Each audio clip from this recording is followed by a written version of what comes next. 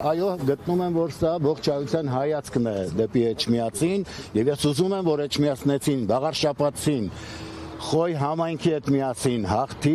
իր ինքնությունը պահպանի եւ ցույց տա աշխարհին, որ մենք հայկական հայոց արժեհամակարգի կրողներն ենք։ Պարոն Մանուկյան,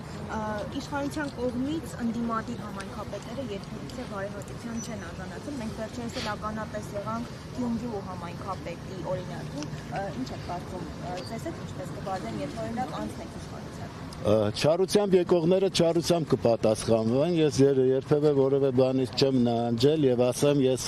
այսօր իմ արշավը մեկնարկը սկսեցի Եռաբլուրից, ես Եռաբլուրի քաջերից զինվորն եմ, բոլոր են դուխով փալածները, ովքեր կփորձեն չարամտորեն ինչ-որ գործողություններ ծրագրել, անել չարքապատկանները, ասել եմ, կփալածվեն հայ ժողովրդի ոտքերի տակ։ Ակնհայտ է, որ իշխանությունն արդեն իսկ վարչական ռեսուրս է կիրառում, օրինակ այստեղ գալուց էլ նկատեցինք, որ ամբողջ Էջմիածինը, այդ ճանապարհի ամբողջ հատվածը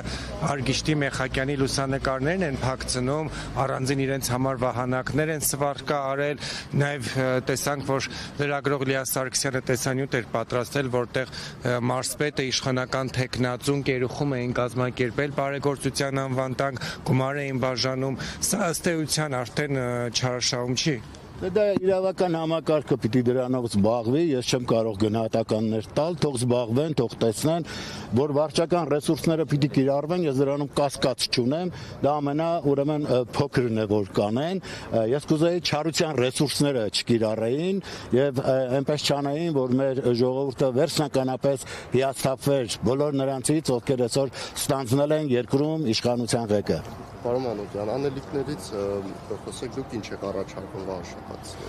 Ես առաջարկում եմ նախ այս սոցիալական խնդիրները, որ իսկապես ծառացել են մարդկանց առաջ, պիտի կարողանանք լուծել հնարավորինս արագ, որովհետև եթե մարդը իր սոցիալական խնդիրներից դուրս չի գալիս, նա սկսում է այդ կենցաղավարության մեջ մնալ։ Մենք պիտի կարողանանք այո այդ խնդիրները միասին լուծելով։ Ես դա չեմ ասում, որ միայն համայնքապետը կարող է այդ ամենը լուծել։ Ոչ նրանց կողքին պիտի լինեմ։ Ես գյուղական համայնքներում տեսա, որ հարկավոր է ունենալ գյուղատնտեսներ, անասնաբուժներ, բոլոր պարագաներում նաև խորհրդատուներ, որոնք առողջ բիզնեսը կարողանան ծրագրել, որովհետեւ գյուղացին կորուստներ չունենա ֆինանսական, այո մենք ամեն կերպ պիտի օգնենք եւ գյուղական համայնքում եւ Էջմիածնում եւ մեր Արցախահայերին, որոնք իսկապես լուրջ խնդիրների առաջ են կանգնած եւ առաջնայինը այո պիտի այդ ինտեգրումը ապահովենք, որ նա զգա իր հարազատ հողի վրա է, երբեք չբացառելով Արցախ մեր վերադարձը, մենք պիտի նրանց կարողանանք այո այստեղ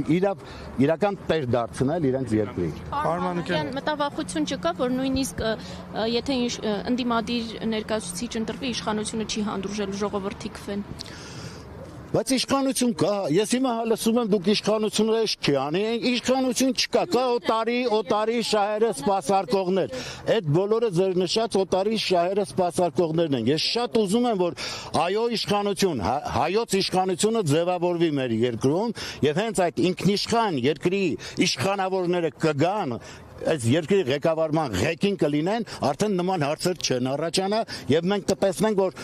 առողջ քայլերով, հաղթական քայլերով մեր երկիրը գնում է առաջ։ Պարոն տեսնում ենք, որ ընտրված ընդդիմադիր ներկայացուցիչները ձերբակալվում են, տարբեր գործեր են նրանց նկատմամբ հարուցվում, դրա համար եմ հարցնում։ Ես հիմա չեմ շտաբի գնահատականներ տալ, ինչ որ գործեր են ասացին հարուցել են, դե թող պարզաբանեն։ Ես ընդհանրապես կարող եմ անցյալի մասով ասել, երբ սրբազաններին կալանավորեցին հանիրավի կերպով, մենք տեսանք, թե ինչպես էին կարողացել կցոնել այդ ձայնագրությունները մեկը մյուսին միացնելով, ինչ որ ապատ տեղեկատվություն տարածել եւ այդ հանցագործները մինչեւ հիմա անպատիժ են մնում։ Այդ հանցագործներին մենք պիտի կարողանանք կանգնեցնել արդարադատության առաջ, որովհետեւ սրանից հետո չփորձեն իրենց նենգությունը կիրառելի դարձնել։ Պարոն Մանուկյան, ձեր մրցակիցներին ինչ առաջարկ, խորհուրդ, կոչ կանեք 7 մրցակիցներին։ Խաղաղ մնան, հետևեն իրենց առողջությանը եւ շատ ծանր չտանեն։